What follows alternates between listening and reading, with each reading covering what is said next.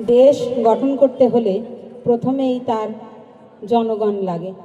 জনগণ না হলে দেশ তৈরি হয় না। তো জনগণ কোথা থেকে আসে, সৃষ্টি কোথা থেকে হয়? মায়ের গর্ভ থেকেই হয়। নারীও সৃষ্টি হয় মায়ের গর্ভ থেকে, পুরুষও সৃষ্টি হয়। ঠাকুর এক সময় বলছেন যে আমি অবাক হয়ে যাই, এক মায়ের গর্ভ থেকে নারীও তৈরি হচ্ছে, পুরুষও তৈরি হচ্ছে, কিভাবে হচ্ছে? তো আমরা জাতি হিসেবে কেমন তা আমরা ভালো করেই জানি। যে আজকের আমাদের এই সমাজ ব্যবস্থা দেখে আমরা বুঝতে পারছি যে আমরা জাতি হিসেবে কেমন। আমার এক দাদা জাপানে থাকেন, তো উনি গতদিন ফেসবুকে একটা পোস্ট দিয়েছেন যে রাস্তায় একটা ঘড়ি, একদম নতুন ঘড়ি, প্যাকেট খোলা হয়নি, এরকম একটা ঘড়ি পড়ে আছে রাস্তায়।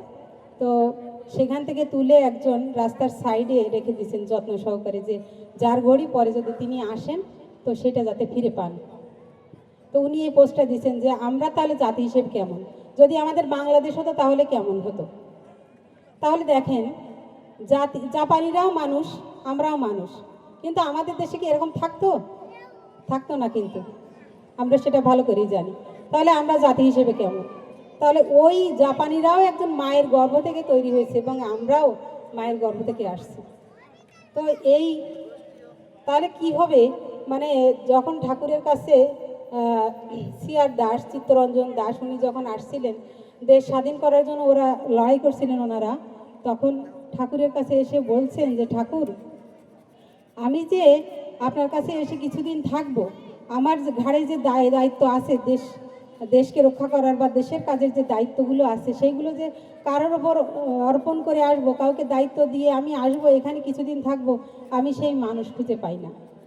তো ঠাকুর বলছেন, দায়দা আগে মানুষ তৈরি করেন, সুবিবাহ দিতে হবে, তাহলেই ভালো মানুষ তৈরি হবে।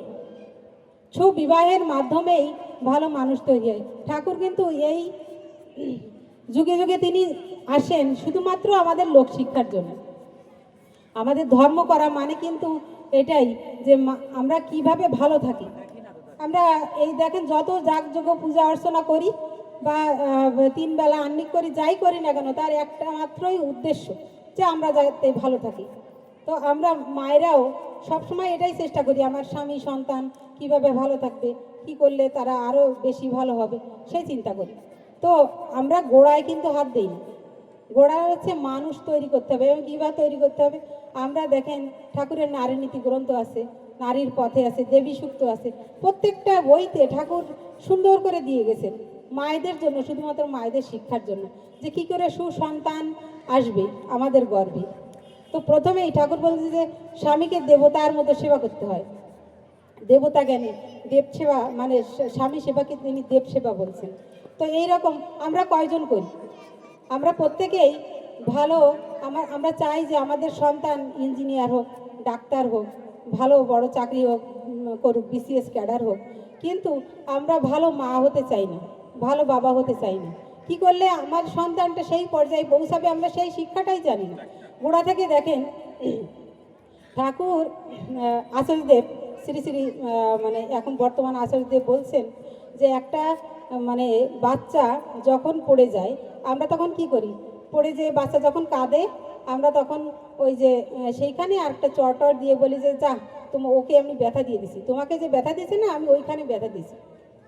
তো এইখান থেকে বাচ্চা কি শিখলো? আচার্যদেব আমাদের শিখাইছেন। বাচ্চা শিখলো যে যে তোমাকে আঘাত করেছে তাকে তুমি উল্টে আঘাত করতে হয়। তাহলে মানে বাচ্চাটা খুশি হয়ে যায় যে ওই আমি মাটিতে পড়ে যে ব্যথা পেলাম, মা ওই মাটিতে মেরে দিয়েছে। তাহলে বাচ্চা শিখে গেল যে মারের বদলে মারতে হয়। এইটা কিন্তু এই ছোটোবেলায় আমরা এগুলো গুরুত্ব দেই না, কিন্তু এই ইফেক্টটা বড় বয়স পর্যন্ত তার ব্রেনে থাকবে এবং সে ওইভাবেই তৈরি হবে যে আমাকে কেউ মারলে আমাকে উল্টে আঘাত করতে হবে। তো ঠাকুর এই শিক্ষাগুলো আমরা কি করে ভালো মানুষ হব, এই শিক্ষা আমাদের পাঠ্যপুস্তকে শুধুমাত্র আমরা একটা বিষয়ের উপর পড়াশুনো করে সেই বিষয়ে জ্ঞান অর্জন করে বিদ্বান হই এবং আমরা সেই বিষয়ের বাইরে আর কিছু জানি না। যদি কেউ আর্টসের স্টুডেন্ট হয় তাহলে কিন্তু কমার্সের বিষয়গুলো সে বুঝবে না। সায়েন্সের স্টুডেন্ট আর্টসের বিষয়গুলো বোঝে না, বা আর্টসের স্টুডেন্ট সায়েন্সের বিষয়গুলো বোঝে না। তো আমরা সব কিছুতে জ্ঞান অর্জন করতে হলে একজন আদর্শ ব্যক্তিকে ধরতে হয়, সেটা হচ্ছে পরম দয়াল পরম ব্রহ্মময় শ্রী শ্রী ঠাকুর। তাকে ধরলে আমরা সকল জ্ঞান অর্জন করতে পারি। কী করে আমরা একজন ভালো মানুষ হব? দেখেন, আমরা আমাদের মেয়েকে, আমার প্রধান অতিথি উনি আসছিলেন, তিনি এসে বলে গেলেন যে মেয়েদের শিক্ষিত করতে হবে। তো এই যে শিক্ষা, অবশ্যই মেয়েদের শিক্ষিত করতে হবে, কিন্তু সুশিক্ষায় শিক্ষিত করতে হবে। আমাদের দেখেন এখন এই যে ছোটোবেলায় বিয়ে হয়ে যায়, উনি বলছেন এই সমস্যাগুলো আমাদের এখন বড় সমস্যা সমাজে।